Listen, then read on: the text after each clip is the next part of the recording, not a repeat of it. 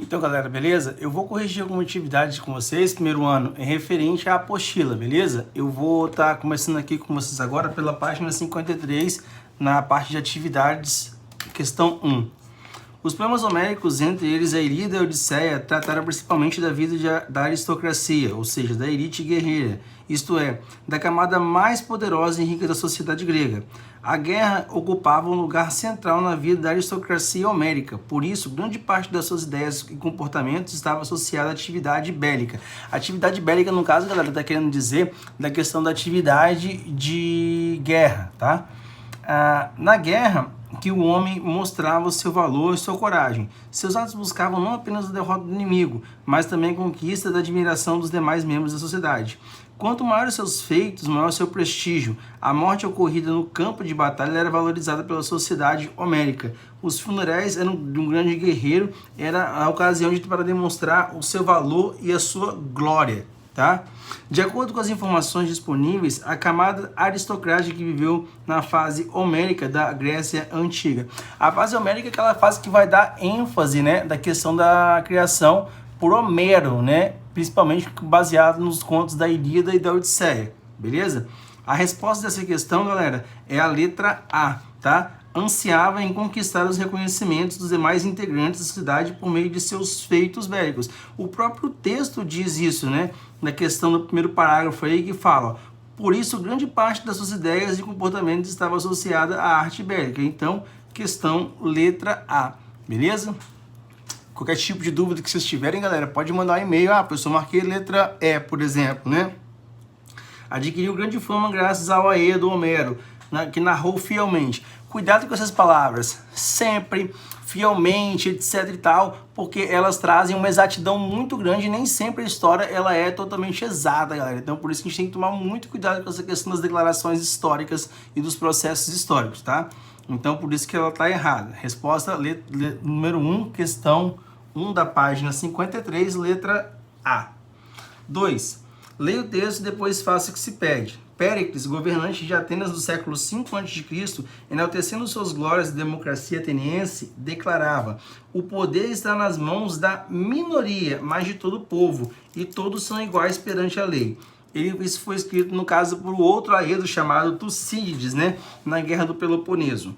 Na prática, a vida ateniense, a ideia de democracia na época de Péricles, diferentemente da atual, significava que, resposta letra C, os direitos políticos eram privilégios dos cidadãos, tá? E vetados aos metecos. Quem eram os metecos? Os metecos eram os habitantes atenienses que eram estrangeiros, eles não haviam nascido em Atenas, tá? Escravos e mulheres. Quem eram os cidadãos em Atenas, galera? Eram as pessoas maiores de 21 anos, homens, filhos de pais atenienses e nascidos em Atenas. Então esse cara, né, independentemente se fosse pobre ou rico, ele era o quê? Um cidadão e poderia participar, inclusive, das assembleias, beleza? Lembrando, qualquer tipo de dúvida, é só entrar em contato comigo. Questão 3. Leia o texto e depois faça o que se pede. O povo dei tanto privilégio quanto de se bastasse, nada tirando do acrescentando a sua honra. Quanto aos que tinham poder, eram famosos por sua riqueza. Também tive cuidado para que não sofresse nenhum dano e permitir que nenhum dos dois lados triunfasse injustamente. Solon, século VI a.C. Sobre esse texto é correto afirmar que seu autor, Solon, no caso, né? Ele é o quê?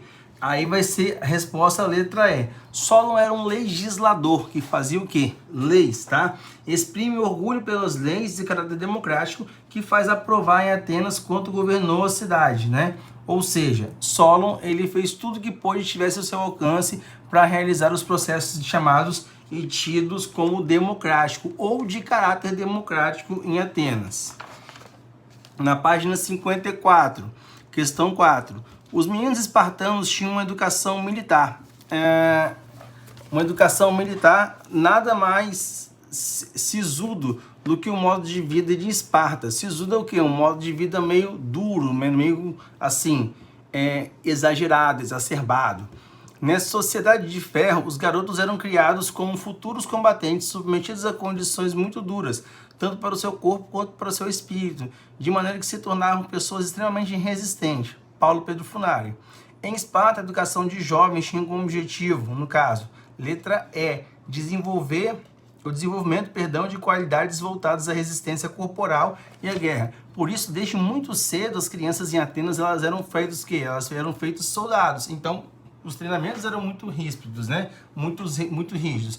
Para você ter ideia, quando eles completavam mais um ano, né, na academia militar, eles ganhavam uma peça de roupa, e essa uma peça de roupa, que era como se fosse uma túnica, né, ela tinha que durar o ano todo deles. Importante se rasgasse, estava suja, tinha que dar um jeito sempre de estar, né, alinhadinha, bonita, linda e maravilhosa.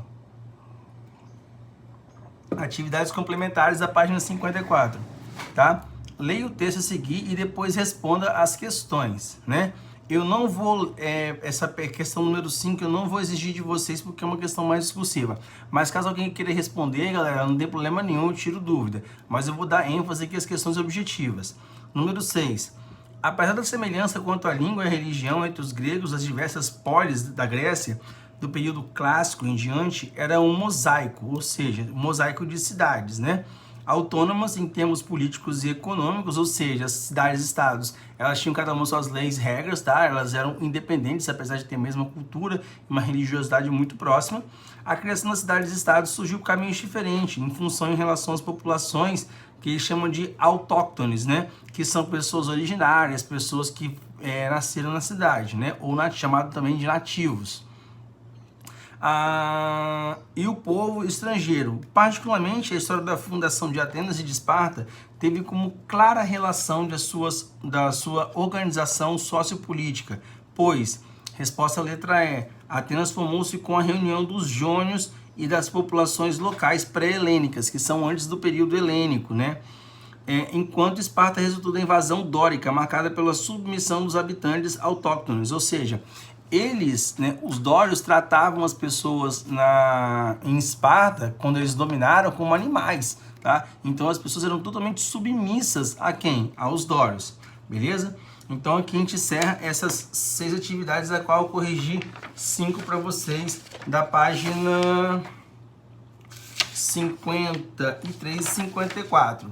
Um pouquinho mais à frente, galera, eu vou pedir, né, eu vou realizar a correção da atividade com vocês da página 62.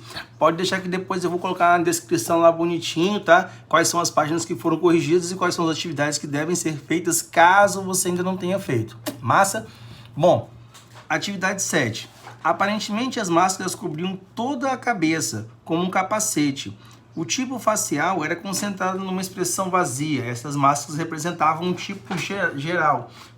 Foram idealizadas de jovens sem barba, cidadão barbado, rei, mulher ou deus. Bom, o couro seria uma muralha humana de proteção. A tragédia seria decorrente da intriga separada do mundo real, salvaguardando sua liberdade poética. As máscaras e o couro em partes integrantes do teatro grego. Sobre esse assunto, é possível asseverar que, né, letra C, o teatro grego, seja pela tragédia e pela comédia, que é aquela marca da expressão do teatro, né, que tem um rosto triste, a máscara de um rosto triste, e a máscara de um rosto feliz, nessa questão da tragédia e da comédia, que é clássico romano. Era uma forma de expressão e representação das angústias humanas, dilemas e valores sociais. Principalmente a questão, por exemplo, da comédia, ele tratava com sátira as pessoas. Para você ter ideia, no teatro grego, só os homens participavam. Aí quando tinha um papel de mulher, o homem interpretava também o papel das mulheres, tá? É uma coisa um pouco tanto quanto machista, mas infelizmente isso acontecia na Grécia. Questão 8. Apesar da dispersão geográfica e a sua fragmentação política, a gente deve lembrar muito bem da questão das chamadas diásporas aqui, tá? Os gregos tinham uma profunda consciência de pertencer a uma só mesma classe e cultura. Esse fenômeno é tão mais extraordinário considerando a ausência de qualquer autoridade central política ou religiosa, livre de espírito e intervenção de uma determinada comunidade, para resolver os diversos problemas políticos ou culturais que se colocavam para ela. Moses Feeling. O exceto, ou seja, a questão, refere-se ao seguinte aspecto essencial da história grega na antiguidade. Letra D, a resposta, tá? A existência de cidades-estados conjugadas em padrões civilizatórios de unificação. Apesar de ter essa questão, dessa diferenciação, né, de, por exemplo, como em Esparta, que você tem uma diarquia, e em Atenas você tem uma monarquia, mas você tem a mesma questão dos preceitos civilizatórios, ou seja, eles se consideram gregos. Além de tudo, a religião deles é uma religião que é basicamente a mesma religião, galera. Por isso que eles têm o quê? Essa questão que está falando aqui da existência de estados conjugadas com os mesmos padrões, mesmo tendo formas de governos diferentes, beleza? Então, resposta, letra D. 9, né? Como resultado das campanhas militares de Alexandre Magno, surgiu a cultura helenística. Houve a influência da cultura oriental sobre a grega, porém não se deve superestimar a importância dessa influência. Na realidade, os caracteres da cultura grega sempre foram dominantes, ou seja, a cultura grega ela sempre se sobrepôs às outras culturas, mesmo com a questão da criação da cultura helenística por Alexandre o Grande, porque ele ia somando à cultura grega outros tipos de cultura, né? Por exemplo, se você for parar para analisar a cultura brasileira, ela não é uma cultura tipicamente indígena, ela é uma cultura que mistura elementos, por exemplo, africanos, elementos europeus, e elementos também do povo nativo da América, que no caso, no nosso, os chamados índios ou ameríndios, tanto faz, depende da sua nomenclatura histórica para esse processo, né? Essa hegemonia da cultura helênica verificou-se sobretudo no Ocidente, sendo justificada pelo fato de que, letra D, os orientais, mesmo tendo integrado o Império de Alexandre, continuavam sendo considerados bárbaros pelos gregos. Galera, essa questão dos bárbaros é muito simples, né? O bárbaro é sempre o estranho. Tipo, você vê uma pessoa, duas pessoas no Brasil falando em espanhol, você vai achar que esse cara é o quê? É nativo? Bem possivelmente você vai achar que ele é o quê? Gringo. Nessa época, a forma de chamar gringo, né? Para você ter uma maneira de falar que você era superior, você falava que a pessoa era bárbara, tá? Isso acontece no mundo grego, isso acontece no mundo romano, isso aconteceu posteriormente também, depois da queda do Império Romano, principalmente com as chamadas invasões bárbaras de pessoas que não eram locais ao Império Romano, beleza? A questão 10 não é para fazer. A questão 11 e 12 também não, né? Perdão, eu não vou corrigir, mas caso você queira fazer, eu respondo sem problema nenhum, beleza? Galera, eu vou colocar depois especificado, mas vou pedir para vocês fazerem a página 64, a página 65, a 66 e a 67, caso ainda não tenham sido feitas do capítulo 3. Mas eu vou colocar na descrição bonitinho para vocês, beleza? Agora eu vou corrigir algumas atividades referentes a Roma, começando pela página 73. Os escravos tornaram-se seja em virtude ou lei civil, seja da lei comum dos povos em virtude da lei civil, se qualquer pessoa de mais de 20 anos permita a venda de si própria com a finalidade de lucrar, conservando uma parte do preço da compra, em virtude da lei comum dos povos. São nossos escravos aqueles que foram capturados na guerra e aqueles que são filhos de nossas escravas, né? Muito tranquilinho o texto. Obras intituladas do jurista Aurelius Marcinianus, do século III d.C., instrui que a escravidão em Roma antiga. No direito e na sociedade romana desse período, os escravos compunham uma, letra D, a resposta, galera, condição legal e independente da origem étnica do indivíduo, tá? Porque na questão de Roma dependia muito do escravo. O escravo era a base da mão de obra romana. Então, isso também vai incentivar a questão do próprio expansionismo romano. Quanto mais expandir, mais dominar outros povos, mais os romanos vão ter escravos, beleza? Questão 2, da página 74. Para um grego da época clássica, a polis não designava um lugar geográfico, mas uma prática política exercida pela comunidade de seus cidadãos. Da mesma forma que se referiam os romanos das civitas, ou seja, a cidade no sentido da participação dos cidadãos na vida pública. Se no caso da polis ou das civitas o conceito de cidade não se referia à dimensão espacial da cidade, e sim à dimensão política, o conceito de cidadão não se refere ao morador da cidade, mas ao indivíduo que, por direito, pode participar da vida política, ou seja, ativamente, beleza? Bom, de acordo com o texto citado, pode-se afirmar que, letra D, os conceitos de cidade e cidadania sofreram nítidas mudanças ao longo do tempo, tá? Como assim? Evidenciando pelo texto, as noções de cidade e cidadania são desenvolvidas pela cultura greco-romana, não são as mesmas sociedades contemporâneas que usufruem, né? Tais distinções ocorrem em virtude das transformações das quais os conceitos vivenciaram ao longo do tempo da história ocidental. O que é um cidadão hoje no Brasil, né? Um cidadão hoje é que tem direitos. Por exemplo, eu posso me considerar um cidadão? Resposta, sim. Por qual motivo? Eu voto, eu pago impostos, eu posso cobrar dos meus políticos, né? Ah, pessoal, mas por exemplo, eu votei no candidato B, quem venceu a eleição foi um candidato A. Não importa, se você é um pagante de impostos, você pode, claro, tem como exigir, no caso, seus direitos como uma pessoa que participa ativamente da sociedade, tá?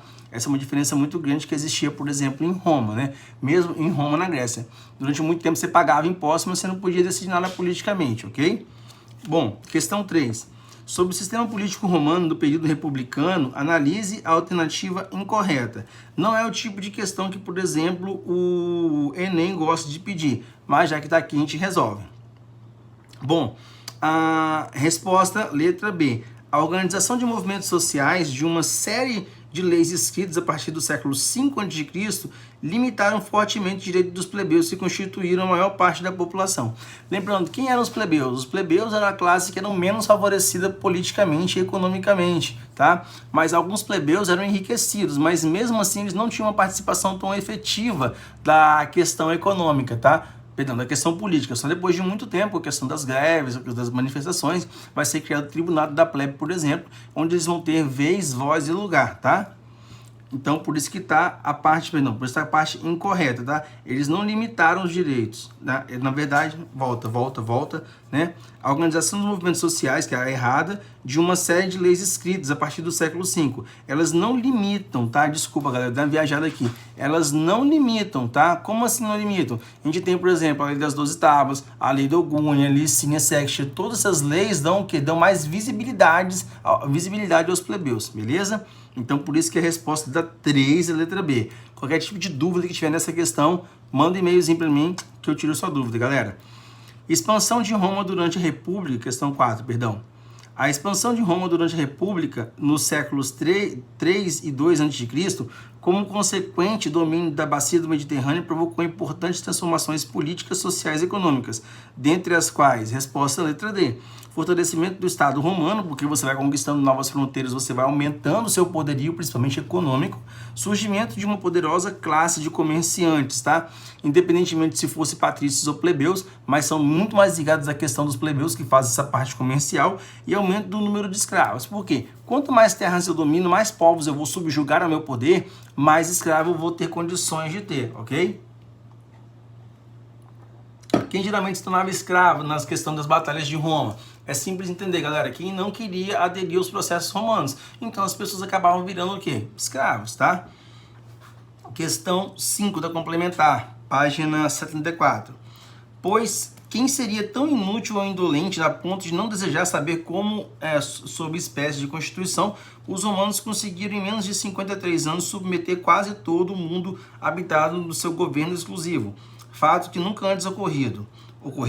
Ou seja, em outras palavras, quem seria tão apaixonadamente devotado de outros espetáculos ou estudos a ponto de considerar que qualquer objetivo mais importante que a aquisição desse conhecimento?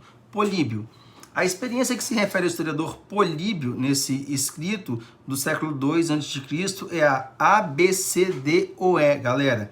Resposta, galera, aqui é a letra C. Por qual motivo? Quando o Políbio fala aqui, ó, conseguiu em menos de 53 anos submeter todo mundo habitado pelo seu governo exclusivo, ele está falando da questão da República Romana, que vem depois da monarquia. Mas mesmo 53 anos, ele estava fazendo o quê? Com a questão do militarismo, abrindo espaço para concretizar o Império, tá? Principalmente na questão do Mar Nostro. O Império Romano começa apenas em 27 a.C., mas o seu caminho já vinha sendo tratado, ou seja, traçado 53 anos antes da sua realização, beleza?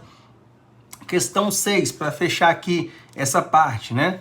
Considerada a área do conhecimento mais aperfeiçoada pelos romanos na antiguidade, a área do direito foi uma das maiores contribuições para a cultura da chamada civilização ocidental.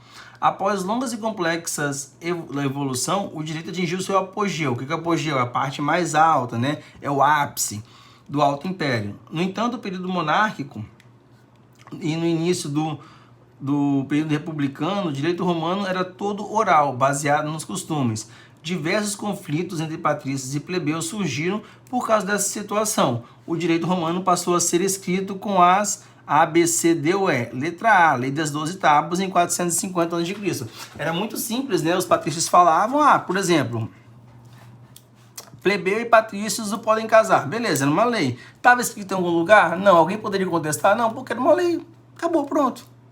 Então, essas leis, elas tinham, mas muitas vezes as leis que prejudicassem, por exemplo, os patrícios, elas eram esquecidas. Que beneficiassem, nunca eram esquecidas, mas que pudessem prejudicar, sim, elas poderiam ser esquecidas.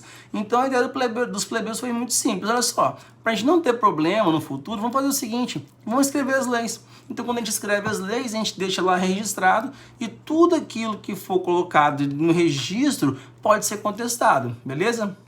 Então, galera, aí a gente encerra essa questão dessa primeira parte, porque, como eu disse no outro vídeo, a gente parou na parte da crise da República. Nas próximas aulas eu vou passar mais atividades, com certeza, em relação ao Império Romano. E qualquer tipo de dúvidas, questões, indagações, esclarecimentos que vierem a ter, eu vou deixar o meu e-mail disponível para que vocês possam entrar em contato comigo e tirar as suas dúvidas, beleza? Abração aí, galera, bons estudos, valeu!